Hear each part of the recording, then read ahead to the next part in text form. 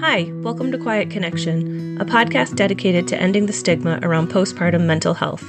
I'm Chelsea. In this episode, we get a unique perspective from Rachel, who not only has her own experiences with postpartum anxiety and depression, but also works closely with families struggling with mental health disorders. Let's hear from Rachel.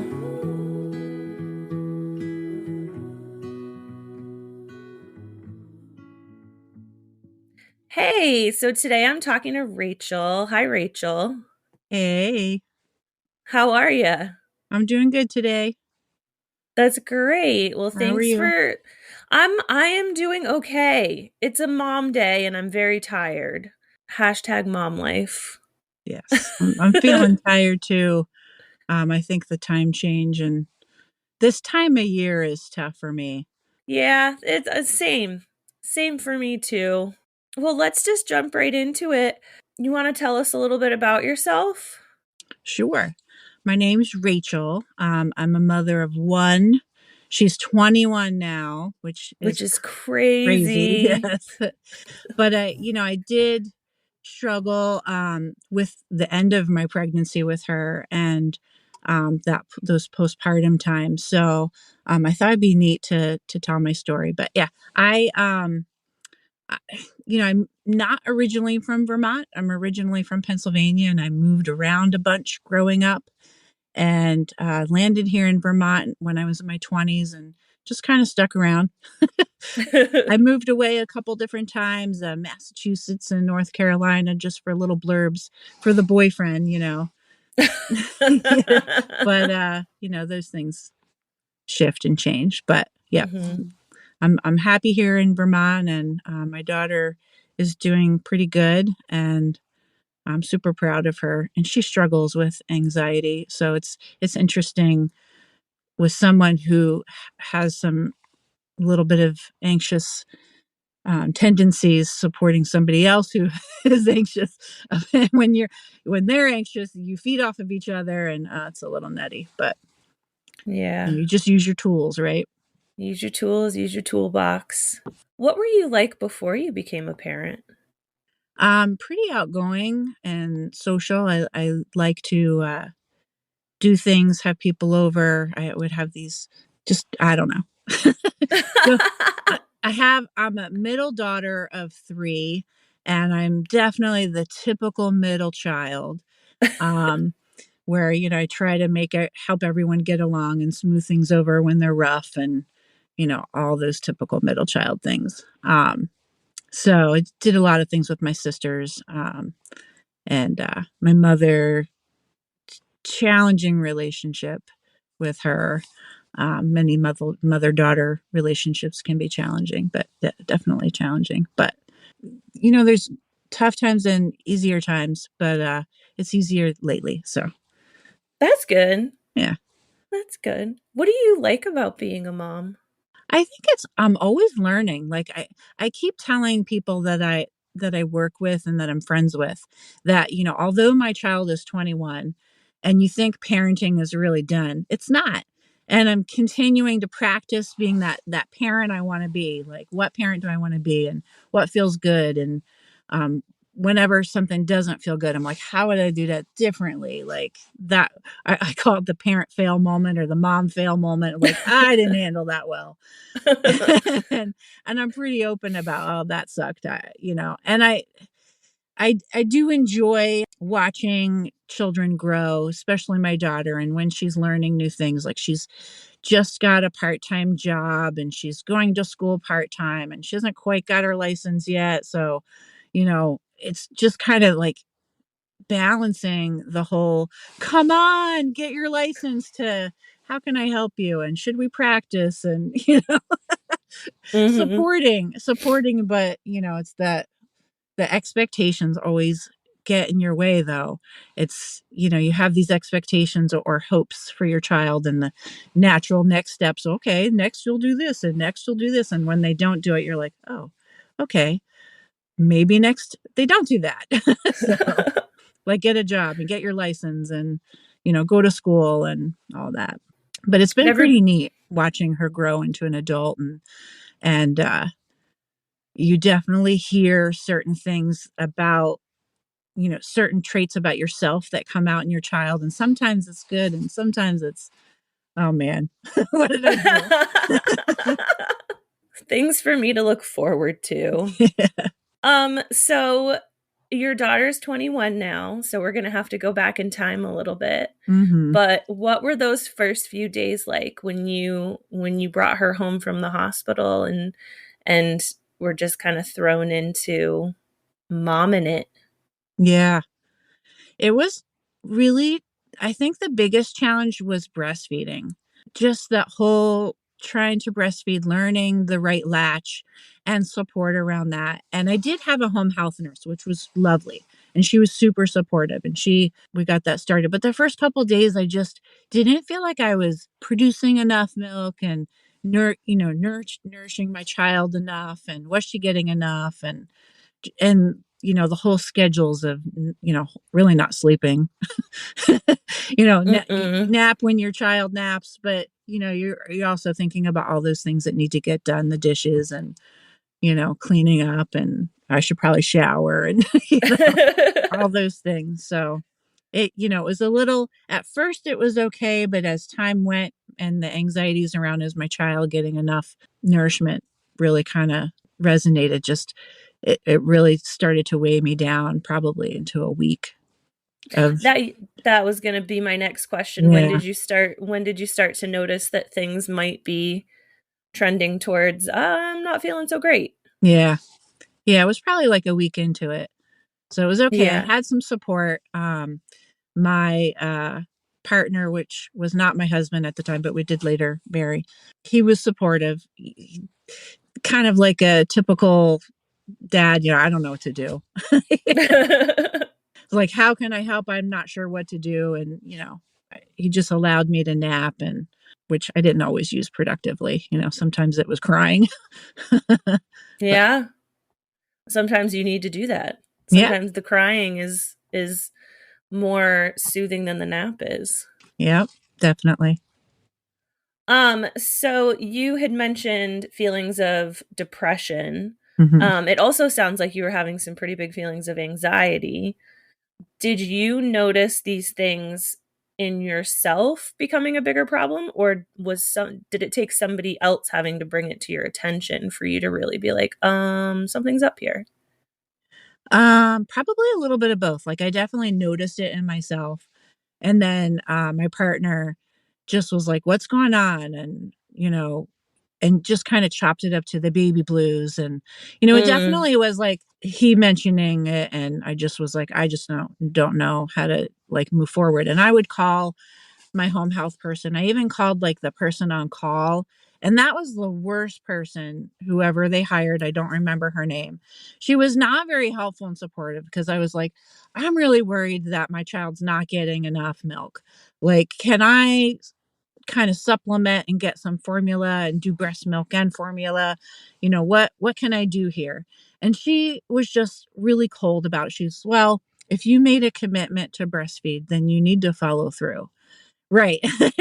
Oh my You're gosh. shaking your head, and I'm like, I know. Yeah. It's just super tough. So I let my home health person who came to visit me know that that's what her response was. And she's like, oh, that's not helpful.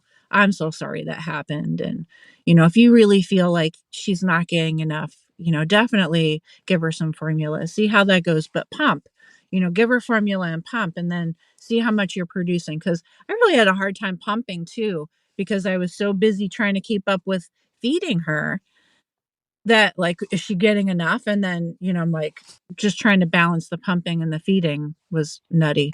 Did she have weight gain issues when she was really little? I wouldn't say, I mean, she was gaining weight, but she was still pretty skinny. She was Okay. little. Yeah.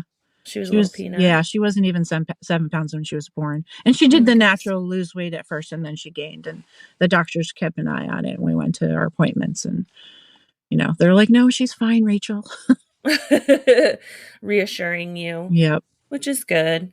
Yep. Did you take any steps to sort of address, other than reaching out to your home health provider? Like, did you talk to your doctors at all, or follow up Nope. like that? No, I No. think it was mainly all about my concerns around the feeding. And once that I felt okay about that, or just told myself, okay, I don't need to be doing this extra worrying, kind of moved beyond that. But I would say it's interesting because I was diagnosed when my daughter was very young in her toddler years with hyperthyroidism.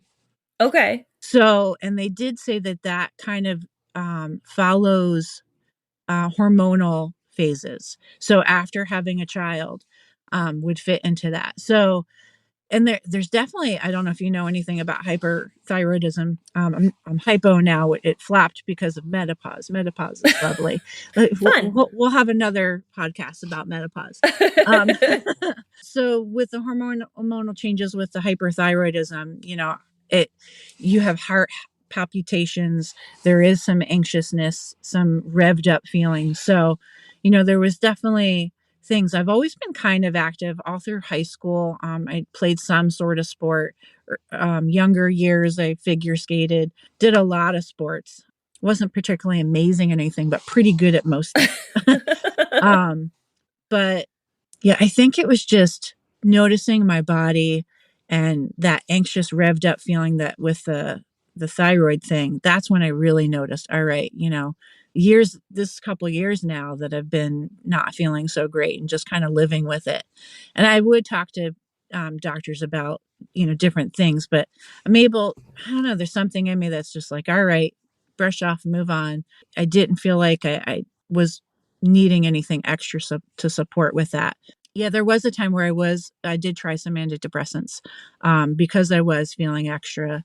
And I think my child was around 5 then. So this was still a couple of years after the hyperthyroidism came into play. So just kind of like a jumps here and there and noticing different things and, how much can you balance? Yeah, and that's something that they check for.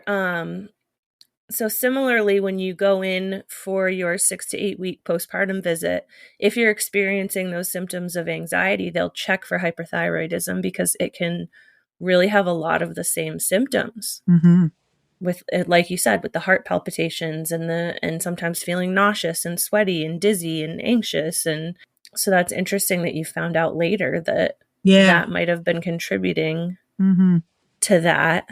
Another piece that might be interesting is during my pregnancy, I had preeclampsia. So you had some trauma. Yep. So, that's definitely, I think that played a big piece in the whole feeling like I was able to take care of my child well enough, not just feeding her, but taking care of her. And that preeclampsia was like, oh, bed rest. And still, when you're pregnant, you're taking care of your child. So, Mm-hmm. What was most helpful to you? You said you kind of just pushed through it, but like did you have any sort of supports, people, things that helped? I don't or did you really just pull yourself up by your bootstraps and push through? I definitely felt like I could talk to a couple people about it, like my mother or the home health nurse and the family doctor about the things I was experiencing. And they reassured me that some of the things that I was worried about were pretty normal things to worry about, but that my child was fine and that she was gaining weight. And I went back to work, and I went back to work at a childcare center where my child attended with me. So I probably wouldn't have done as well if she wasn't with me, and I was able to nurse her whenever she needed to be nursed and, just spend time with her whenever I could, break times or what have you. So, and the support system of where I worked was pretty great. And that center is no longer open anymore, but it's just a childcare center where, we're all supporting one another. So, employers they were super supportive. So probably couldn't have done it without them. Yeah, that's really, really helpful and important to have that kind of support in the workplace. Mm-hmm. So, for listeners who don't know, Rachel and I worked together many years ago in a child care center. What kind of advice would you give parents when you would notice them maybe experiencing a little bit maybe it was a little bit more of burnout, because you were a very, very amazing and kind and empathetic teacher in the toddler room. Oh, thank And you. I know that you had great relationships with the parents that you worked with. And I know that some of our parents had experienced some tough times. What kind of things would you tell them when you started to notice that they were struggling? That's really interesting that you asked that because that's kind of what drove me to go back to school when I was noticing so much of the struggles that the parents were going through, mental health and substance use and all that stuff. What kinds of advice would I give them? I think, you know, back then I probably wouldn't have known all the things I know now working in kind of dabbling in the mental health field and support services. I definitely would keep talking with them and allow them that safe space to talk about what is going on in their world, what kind of things are they struggling with, and encourage them to talk with, if they have a counselor, talk with their counselor. If they don't, talk to their primary care provider, their doctor. And if it looked like they were really struggling, I would encourage them to get a counselor. I support counseling in so many ways. It's I've had a counselor, and just having someone to talk to about things. It's interesting because there are times when I have found that people just start talking to me. I must feel like a safe person to talk to. You do feel like a safe person to talk to. So that whole not judging them, and it's easy to say, oh, I've been there, but we're all been there in different ways. So Yes. Yep.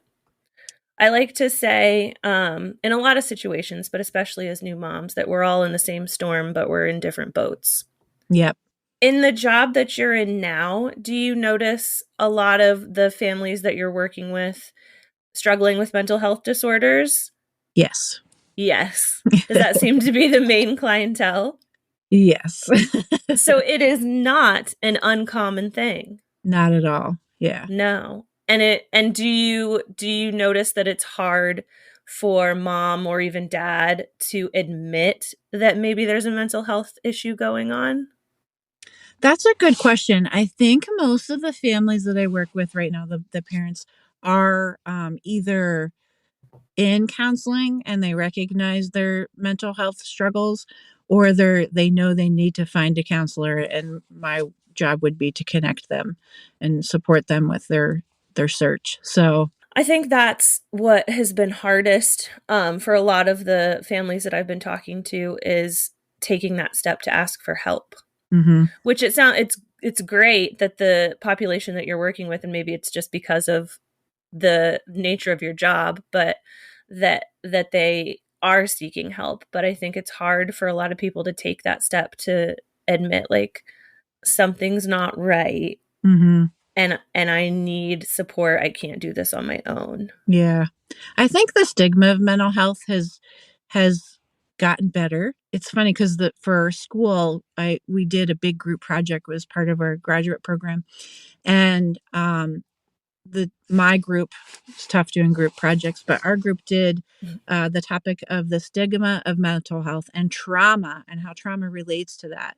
And I think these families, so many people, these generations now have experienced trauma, and I feel like trauma plays a big part in the stigma of mental health, because we're definitely we talk about mental health, and the stigma of it has, it's not as big of a deal as before, not so hush hush, or families don't talk about it. More families are talking about it, and schools are talking about it, and commercials talk about it, and it's Yeah. it's all over. It's becoming less of a big deal, more comfortable for people to talk about it. So, and I think trauma is a big piece. Like, we've all experienced some level of trauma, and that kind of we get in the way of our own selves when it comes to that. Like, I don't want to do that because fear of what people will think, and judgment, and so forth. Do you think that fear is compounded as a parent? Oh yeah, Yeah. definitely. So the exposure seems to be getting a little bit better. Do you feel like the resources specifically for maternal mental health are adequate where we are right now? Oh, no. Resources for anything is not adequate. And it's interesting because you hear about certain things that were available back in the 90s or before that, and it's just budgets being cut. And now after the pandemic, or we're still in the pandemic, but since shut down, and people lost jobs or shifted out of jobs, or the workforce is low. um Mhm. it's hard to find good therapists, good counseling, and sometimes there's a lot that there's high turnover. Like, you might get an intern and they're not going to be with the agency that long, so then you have to start over with your whole life story and building a relationship and trust with a new counselor. I think that's something that prevents a lot of people too from reaching out and maintaining supports with mental health. Would you ever talk to your daughter about those first few weeks, those first few months, how you felt, how scared you were, how nervous you were, how those thoughts of not nourishing her made you feel? Yeah. I don't know if I have yet, to be honest with you. I mean, she's 21, but I think that she wants to be a pediatric nurse. Wow. So, that's something that I'm sure the topic will come up, especially after we've discussed it, with this podcast. It is something that I would feel comfortable talking to her about. Yeah. Especially, with the whole, if she wants to be into the nursing field, best ways to support parents, and her knowing that this is something that could happen, and a lot of moms struggle with this. Yeah. And I think she would be a phenomenal pediatric nurse. I've seen her with kids too for a long time. I still cannot believe that she's 21. That blows my mind. I cannot picture her as 21. So in one of my other sessions, we were sort of talking about feeling like we may not have been ready to have our children when we had our children, but it felt like the natural next step, and maybe that contributed to a lot of our anxieties. Did you feel really ready to be a mom? Was this like a decision that you made and you were super ready for this? So that's a good question. The pregnancy was not planned, Okay. and the first reaction from my partner when I told him I was pregnant was not the best, which was super tough. I would say that I was definitely feeling like I was ready and I wanted to have children.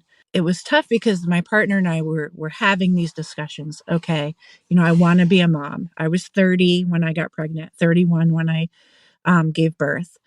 And I was like, I'm ready. I want to have children. I've always wanted to be a mom.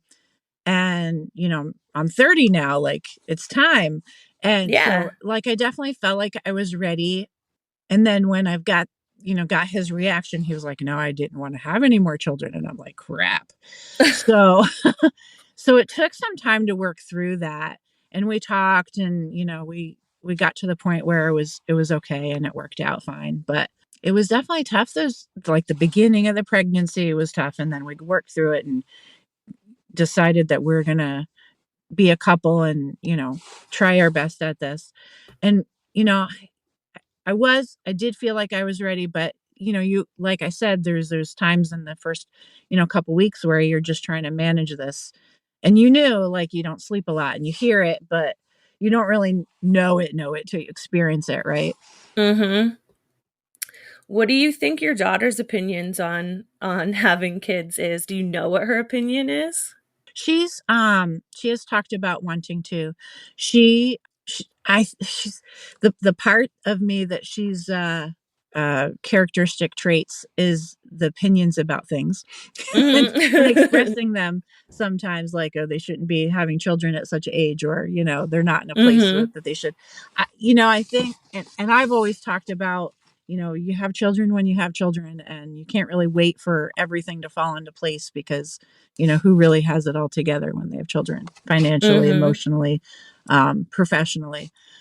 You just have children when you have children. Yeah, I think she does want to have children. I'm not sure if she knows when she thinks she'll be ready, but probably that whole natural, how society looks at it. You get married, you know start having some sort of career development, and then, but who knows?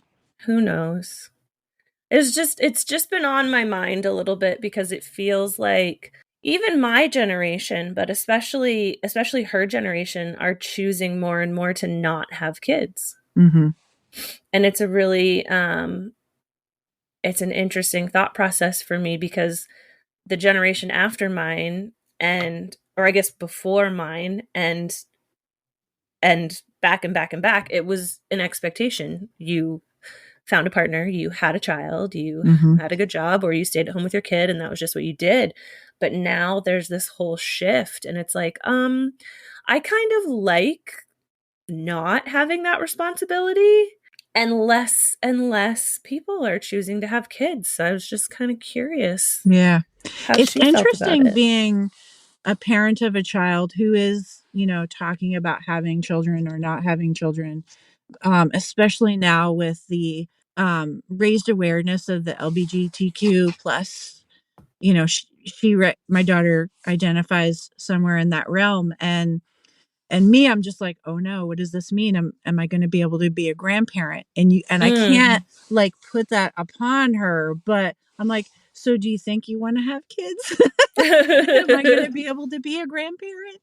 And she says yes, and we talk about science and supports all around that and how to help that happen, but it's tricky. No, that's a really good conversation to have with her, though. Yeah, That's it's awesome. I'm glad that you have the relationship with her that you can have that yeah, conversation. definitely. I definitely Yeah. cherish my relationship with her. You guys have always been super close. Yeah. I've got a question for you. Do you feel like there's many people that have expressed or shared that they struggled with anxiety or depression prior to pregnancy, and then they continue on? Like, is this a lifelong or? Um, so from the people that I've talked to for the podcast, there have been some people who were sort of predispositioned, and I'll be transparent, I was predispositioned. So Right. I have always had anxiety and depression, and so it was much more likely that I was going to develop a postpartum mental health disorder. Right. In terms of specifically the postpartum mental health disorder continuing on and on and on, my understanding is that if it's left untreated, these things can become like just part Sure. of your life. Mm-hmm. But with treatment, what my doctors were telling me was I would get back to baseline, my baseline, and my baseline may even improve. So, like, my general anxiety, I may be able to tolerate more than I was before because of the heightened level of anxiety that I had with the postpartum anxiety and the postpartum OCD. As of right now, and I'm not a medical expert or anything, it sounds like postpartum mental health is completely treatable and will go away.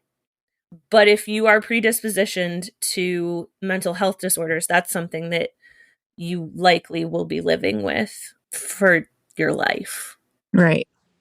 These mental health disorders can develop in pregnancy too. Mm-hmm. So you could have gone your whole life and not be an anxious person or not be a depressed person and develop these symptoms in your pregnancy. And so I kind of use these terms interchangeably, but they're not really interchangeable. There's perinatal mental health, and that sort of encompasses the whole spectrum. And then there's Yep. postpartum, and postpartum is after birth. But perinatal mood disorders and mental health disorders are, again, completely treatable, and Mm-hmm. you can get treatment while you're pregnant, and you can continue treatment after you're pregnant.